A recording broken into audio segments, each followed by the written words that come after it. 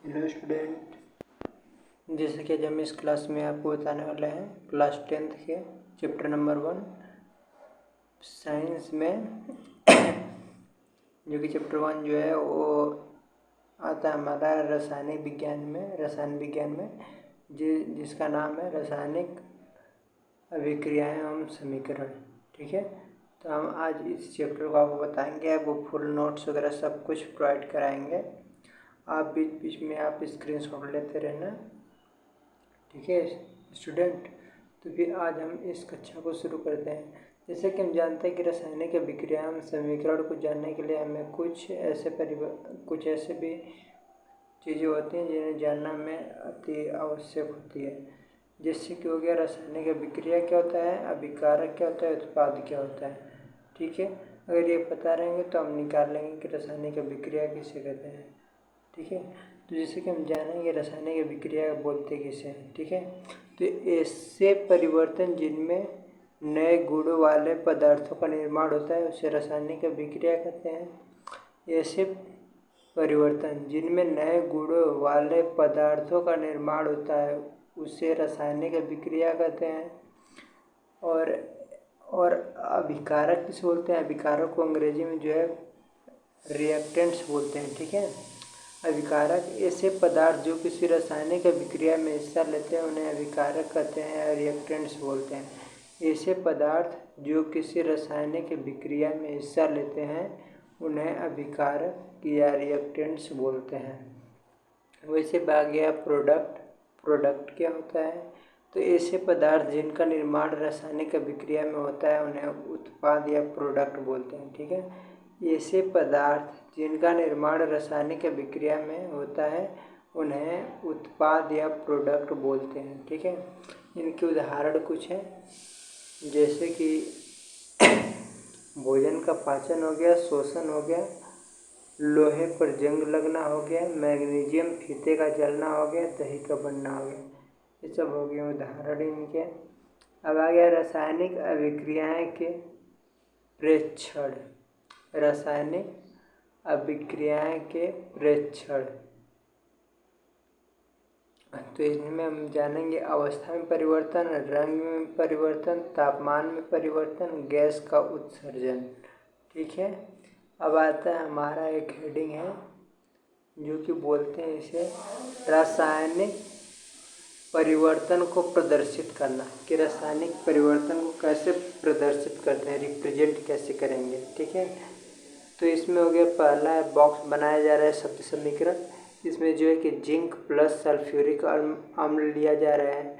जो हमारा left side की तरफ होता है उसे बोलते हैं अभिकारक, रिएक्टेंट्स, और इससे जो चीज़ बन करके मिलता है हमें उसे बोलते हैं RHS, उत्पाद या फिर प्रोडक्ट उसे बोलते हैं।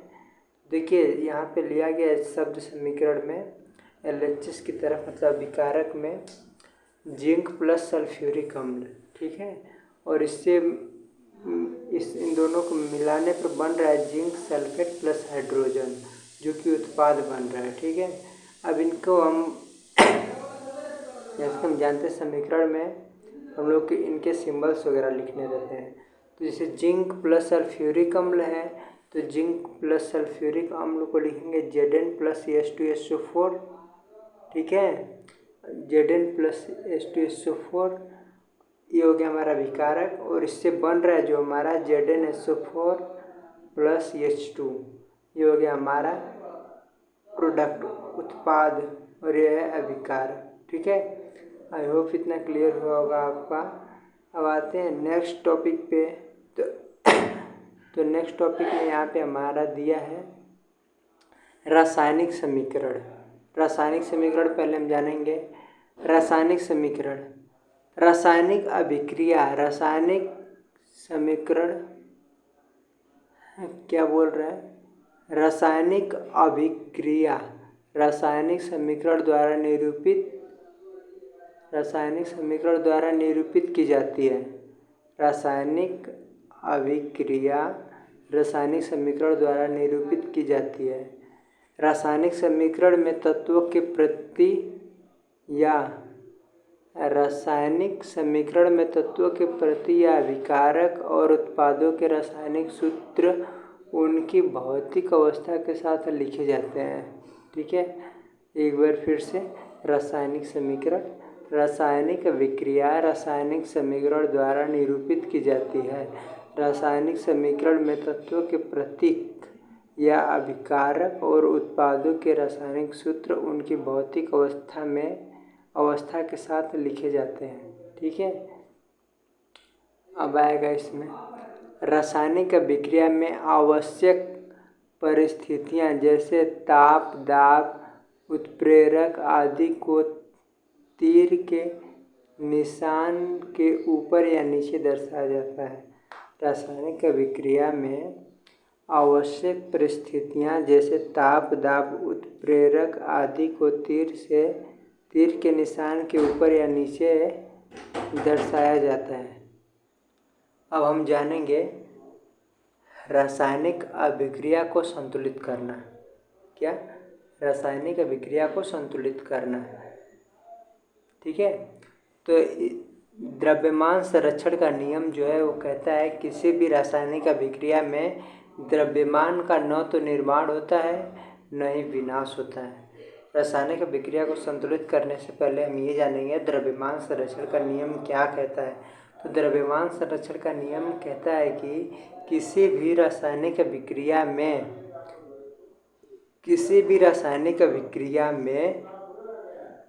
द्रव्यमान का न तो निर्माण होता है न ही विनाश होता है। तो रासायनिक अभिक्रिया के पहले अभिकारक एवं उसके पश्चात उत्पाद, प्रत्येक तत्व के परमाणुओं की संख्या समान होनी चाहिए।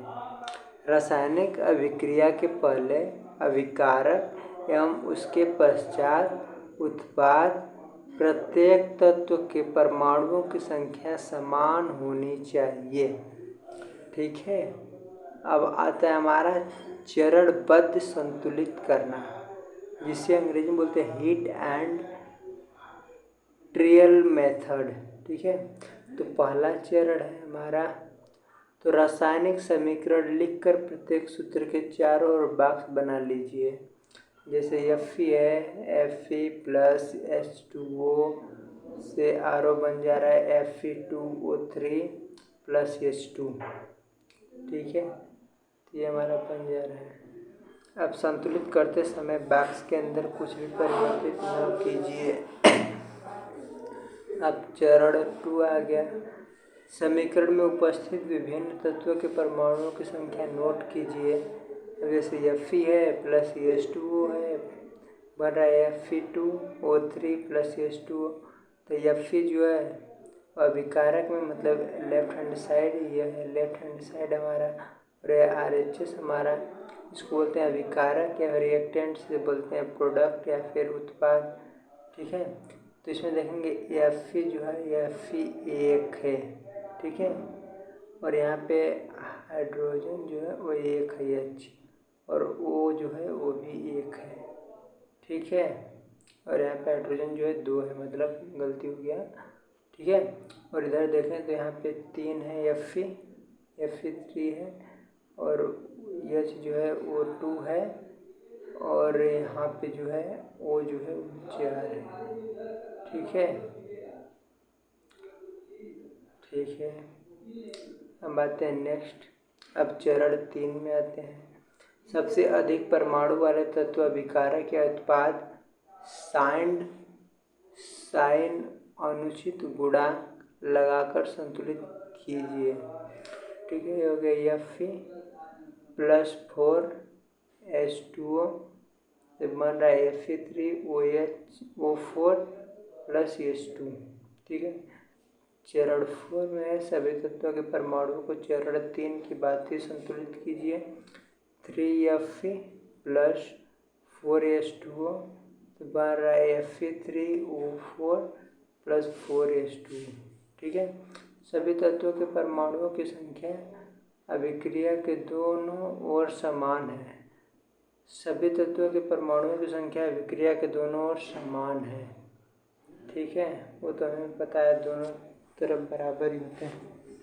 ठीक है, समान संख्या होनी चाहिए। ठीक है, अब यहाँ पे है हमारा पाँचवा, जिसे चरण पाँचवा है अभिकारकों एवं उत्पादों की भौतिक अवस्था लिखना।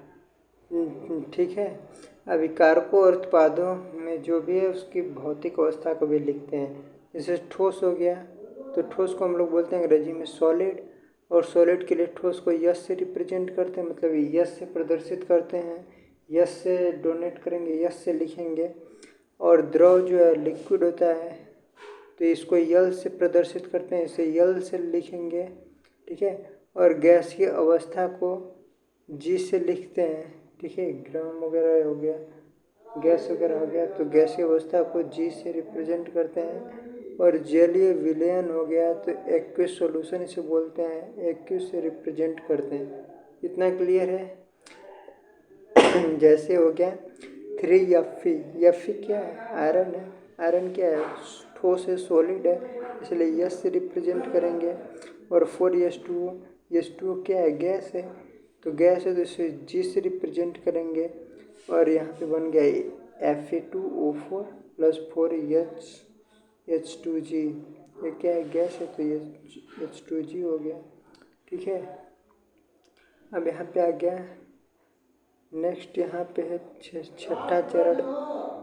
छठा चरण जो है ये बहुत ही इम्पोर्टेंट है। ठीक है, चरण छठा,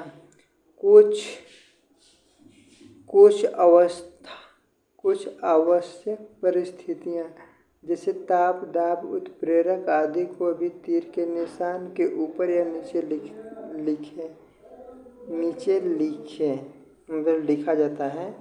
कुछ आवश्यक परिस्थितियाँ जैसे ताप, दाब या उत्प्रेरक आदि को भी तीर के ऊपर या नीचे लिखा जाता है। ठीक है, लिखते हैं हम लोग। अब यहाँ से हमारा चैप्टर स्टार्ट होता है, चैप्टर नंबर 1। वो तो कुछ बेसिक नॉलेज थे। ठीक है, यहाँ से हमारे क्वेश्चन फिर यहाँ से पूछना स्टार्ट करता है। जैसे यहाँ पे हो गया रासायनिक अभिक्रियाओं के प्रकार। ठीक है, तो रासायनिक अभिक्रियाओं के प्रकार में पहला हो गया हमारा संयोजन अभिक्रिया। ठीक है, इस अभिक्रिया में दो या दो से अधिक अभिकारक मिलकर एकल उत्पाद बनाते हैं। संयोजन अभिक्रिया किसे कहते हैं? तो जिस अभिक्रिया में दो या दो से अधिक अभिकारक मिलकर एकल उत्पाद बनाते हैं उसे संयोजन अभिक्रिया कहते हैं। ठीक है, जैसे A+B से बन रहा है C।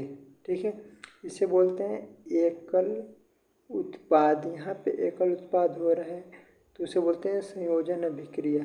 जैसे हो गया कोयले का दहन, C+O2 से बन रहा है CO2 जो कि गैस हो जा रही है। ठीक है, C जो है सॉलिड है और O2 जो है गैस है, तो कार्बन प्लस O2 से बन रहा है CO2 जो कि गैस हो जा रही है। ठीक है, इस तरह यही है, यहाँ पे कोयले का दहन हो रहा है और यहाँ पे जल का निर्माण हो रहा है। 2H2 गैस है प्लस O2 ये भी गैस है प्लस 2H2O ये जो है लिक्विड है। ठीक है, ये बन रहे हैं यहाँ पे, सॉरी यहाँ पे आरो का चेन होना चाहिए। ठीक है, ठीक है।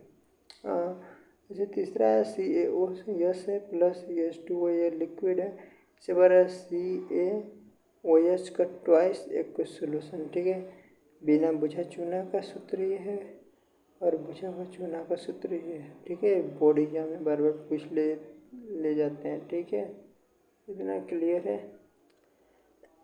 अब यहाँ पे आगे ऊष्माक्षेपी अभिक्रिया क्या है?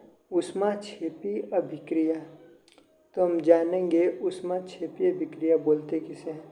तो जिन अभिक्रियाओं में उत्पाद के निर्माण के साथ साथ ऊष्मा भी उत्सर्जित होती है उसे ऊष्माक्षेपी अभिक्रिया कहते हैं। जिन अभिक्रियाओं में उत्पाद के निर्माण के साथ साथ ऊष्मा भी बाहर आती है उसे ऊष्माक्षेपी अभिक्रिया कहते हैं। जैसे हो गया प्राकृतिक गैस का दहन। ठीक है, CH4 प्लस O2 से बनता है CO2 प्लस 2H2O प्लस ऊष्मा भी बाहर निकलती है। अगर ऊष्मा बाहर निकलेगी तो यहाँ पे होगा ऊष्माक्षेपीय विक्रिया। ठीक है, यही हमें ध्यान देना रहता है। इनके एक उदाहरण भी पूछ लिए जाते हैं। ठीक है, तो हमें याद करके जाना होता है बोर्ड एग्जाम से। ठीक, अब ऐसे ही हो गया दूसरा अभिक्रिया, वियोजन अभिक्रिया जिसे बोलते हैं। ठीक है, वियोजन अभिक्रिया, जिस अभिक्रिया में एकल अभिकारक टूटकर दो या दो से अधिक उत्पाद बनाते हैं उन्हें वियोजन अभिक्रिया कहते हैं। इसमें खंडित हो जाते हैं। ठीक है, कोई किसी एक अभिकारक से टूट करके वो दो उत्पाद बन जाएगा। ठीक है, उसे बोलते हैं वियोजन अभिक्रिया। जैसे ए है तो ए ही अभिक्रिया करके बी प्लस सी में टूट जा रहा है, तो ये यहाँ पे प्रोडक्ट दो हो गए और अभिकारक एक है, तो इसे बोलते हैं वियोजन अभिक्रिया, अर्थात एक से वियोजित होकर के दो पार्ट में हो गया है। ठीक है, तो इसे बोलते हैं वियोजन अभिक्रिया। एकदम सिंपल सी भाषा में बता रहा हूँ आप लोगों को। अभी वियोजन अभिक्रिया भी कई तरह की होती हैं, जैसे कि पहला यहाँ पे होता है ऊष्मीय वियोजन अभिक्रिया। तो ऊष्मीय वियोजन ही हो गया, ऊष्मा द्वारा किया गया वियोजन ऊष्मीय वियोजन अभिक्रिया कहलाती है।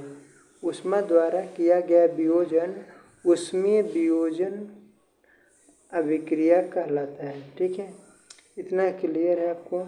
इसमें ऊष्मीय वियोजन अभिक्रिया का उदाहरण कुछ दे रहे हैं हम आपको। तो इसका उदाहरण है 2FeSO4। इसको इसमें से ऊष्मा दिया जा रहा है तो बन रहा है Fe2O3 plus SO2 plus SO3। ठीक है, ये फेरस सल्फेट को ऊष्मा दिया जा रहा है तो बन रहा है फेरिक ऑक्साइड। ठीक है, अब यहाँ पे हरा रंग है CaCO3। अब इसमें ऊष्मा दिया जा रहा है तो बन रहा है CaOOS प्लस CO2। बिना बुझे चूना बन जा रहा है, चूना पत्थर से बिना बुझे चूना बन जा रहा है। इतना क्लियर है। अब यहाँ पे हमारा टॉपिक है वैद्युत वियोजन। उसमें वियोजन तो पढ़ लिया, वैद्युत वियोजन हो गया। विद्युत धारा प्रवाहित करने वाले वियोजन को वैद्युत वियोजन कहते हैं। ठीक है, वैद्युत धारा प्रवाहित करके होने वाला वियोजन को वैद्युत वियोजन अभिक्रिया कहते हैं। ठीक है, तो इसका उदाहरण है 2H2OL विद्युत धारा देने पर बन जा रहा है इसका 2H2G प्लस O2 गैस। ठीक है, आप इस डायग्राम को एक बार अच्छे से देख लीजिएगा। ये डायग्राम बोर्ड एग्जाम में आते हैं, इनसे क्वेश्चंस कभी कभी। यहाँ पे देखिए 6 वोल्ट की बैटरी अटैचमेंट की गई कैथोड में और यहाँ दर है एनोड, और यहाँ पे एक स्विच लगा दिया गया है और ये जो है कि पानी में डुबाया गया है। ये है रबर स्टॉपर है और यह ग्रेफाइट का रॉड है। दोनों में पड़े हैं। पानी भरा गया इसमें और एक ट्यूब के ऊपर पानी है और एक परख नली इन दोनों को बोलते हैं। इसमें ऑक्सीजन भरा गया, इसमें हाइड्रोजन भरा गया, प्लास्टिक का मग है और इसमें धारा प्रवाहित की जा रही है 6 वोल्ट की। ठीक है, तो इसको बोलते हैं हम लोग वैद्युत वियोजन। ठीक है, एक बार आप फिगर को अच्छे से देख लीजिएगा। और यहाँ पे प्रकाशीय वियोजन, सूर्य के प्रकाश की उपस्थिति में होने वाला वियोजन को प्रकाशीय वियोजन बोलते हैं। सूर्य के प्रकाश की उपस्थिति में होने वाला वियोजन प्रकाशीय वियोजन कहलाता है। इसका उदाहरण है 2AgCl। सूर्य के प्रकाश पाता है तो बनता है 2Ag प्लस Cl2। ठीक है, और ऐसे ही 2AgBr। ठीक है, इस सूर्य का प्रकाश पाता है तो बन जाता है 2Ag प्लस Br2।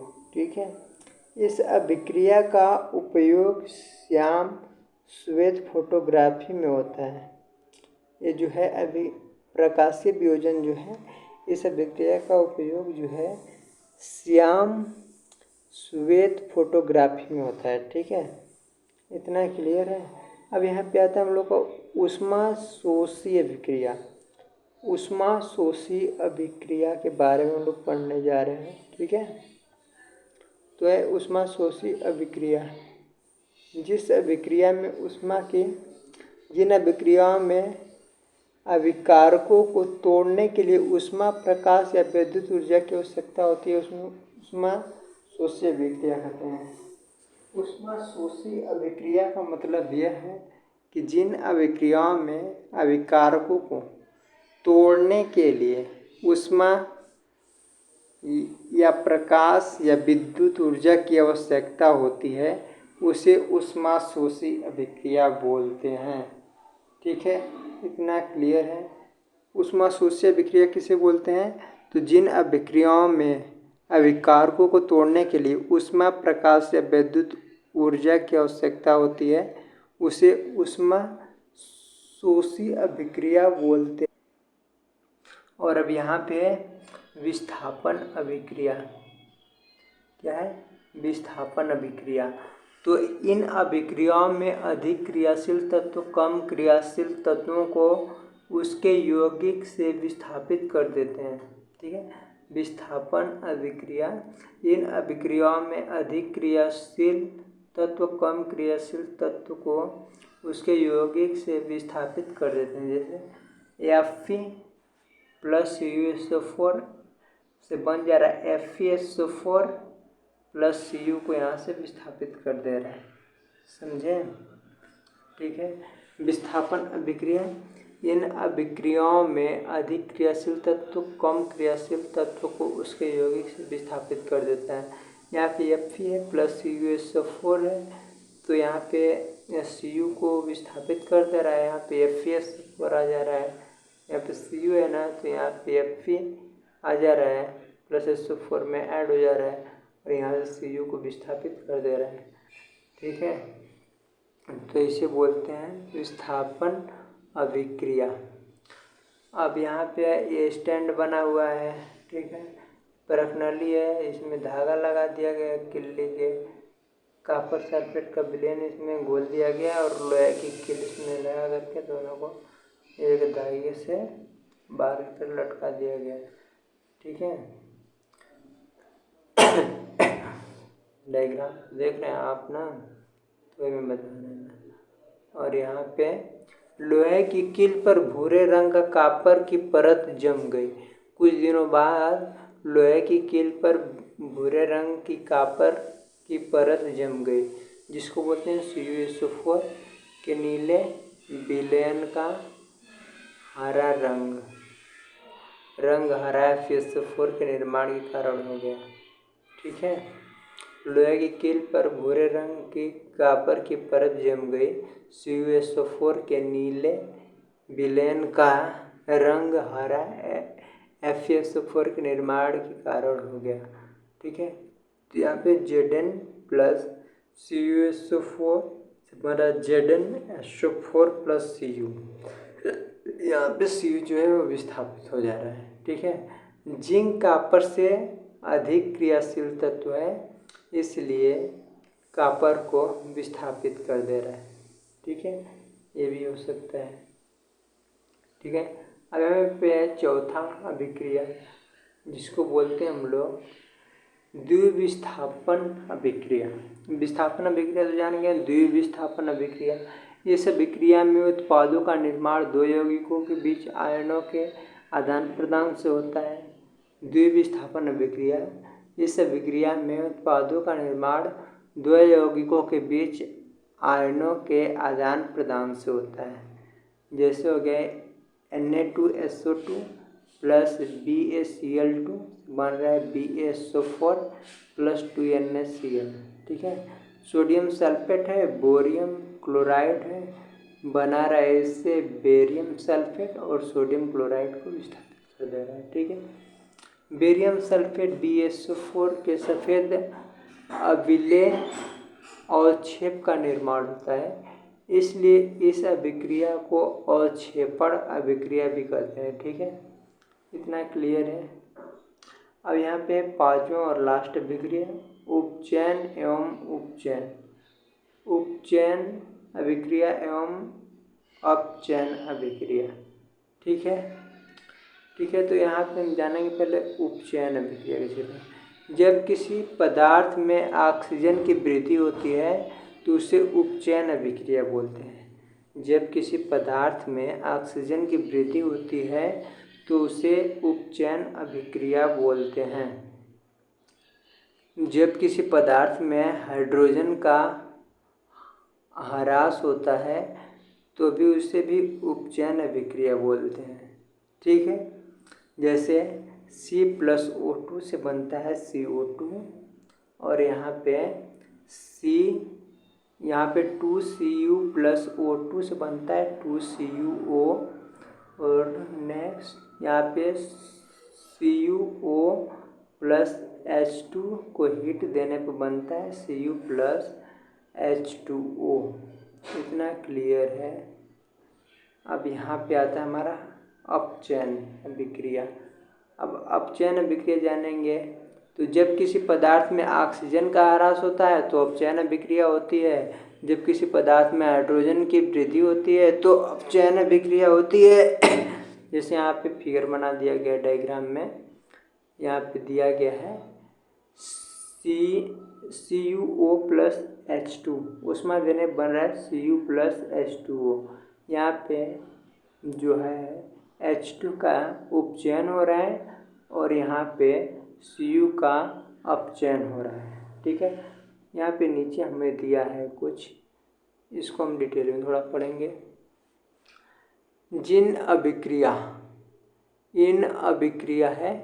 इन अभिक्रिया में कॉपर ऑक्साइड कॉपर में अपचयित हो रहा है।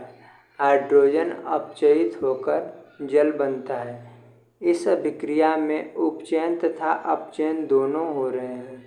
इसे रेडॉक्स अभिक्रिया कहते हैं। इसे अंग्रेजी में रेडॉक्स अभिक्रिया बोलते हैं। ठीक है। दैनिक जीवन में उपचयन अभिक्रियाओं का प्रभाव। दैनिक जीवन में उपचयन अभिक्रियाओं का प्रभाव। तो दैनिक जीवन में उपचयन अभिक्रियाओं का प्रभाव दो तरह से होता है। एक होता है संक्षारण में पहले जानेंगे। जब कोई धातु ऑक्सीजन, आर्द्रता, अम्ल आदि के संपर्क में आती है जिससे धातु की ऊपरी परत कमजोर क्षारित हो जाता है। ठीक है, जब कोई धातु ऑक्सीजन, आर्द्रता, अम्ल आदि के संपर्क में आती है जिससे धातु की ऊपरी परत कमजोर क्षारित हो जाता है। ठीक है, इसमें मेन पॉइंट बने हुए हैं दो ठो। लोहे की वस्तुओं पर जंग लगना, चांदी के ऊपर काली परत व तांबे के ऊपर हरी परत चढ़ना संक्षारण के उदाहरण है।